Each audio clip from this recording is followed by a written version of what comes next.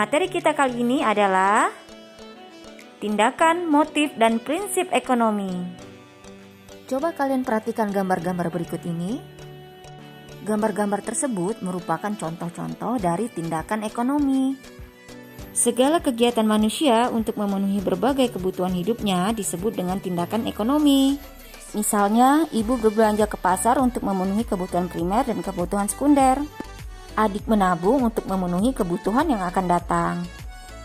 Sedangkan kakak mengaji untuk memenuhi kebutuhan rohani, yaitu kebutuhan tentang agama.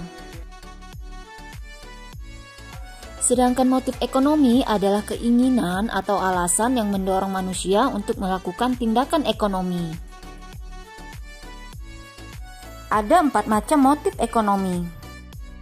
Yang pertama yaitu motif untuk memenuhi kebutuhan.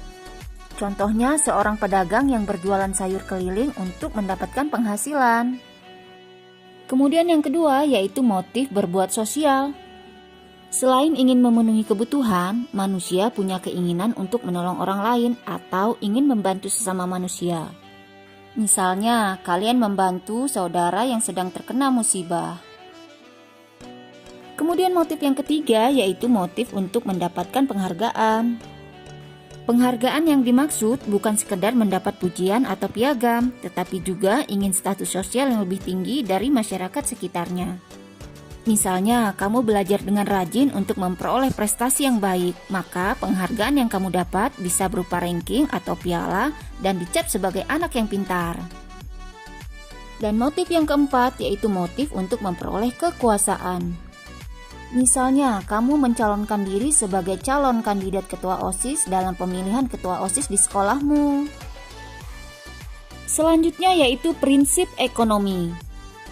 Prinsip ekonomi dapat diartikan sebagai usaha untuk mendapatkan hasil tertentu dengan pengorbanan yang sekecil mungkin. Prinsip ekonomi dapat diterapkan dalam kegiatan ekonomi. Berikut ini merupakan contoh penerapan dari prinsip ekonomi. Yang pertama, penerapan prinsip ekonomi dalam kegiatan produksi. Di antaranya yaitu menggunakan bahan mentah atau bahan baku dengan mutu baik, mendirikan tempat perusahaan yang dekat dengan bahan mentah atau bahan baku, menggunakan tenaga kerja dengan upah murah, dan harus selalu hemat dalam biaya produksi.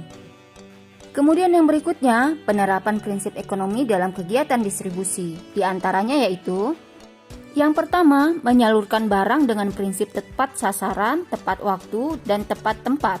Selanjutnya yaitu menempatkan perusahaan di antara produsen dan konsumen, memberikan layanan dengan baik, dan menggunakan sarana distribusi yang murah. Yang terakhir yaitu penerapan prinsip ekonomi dalam kegiatan konsumsi.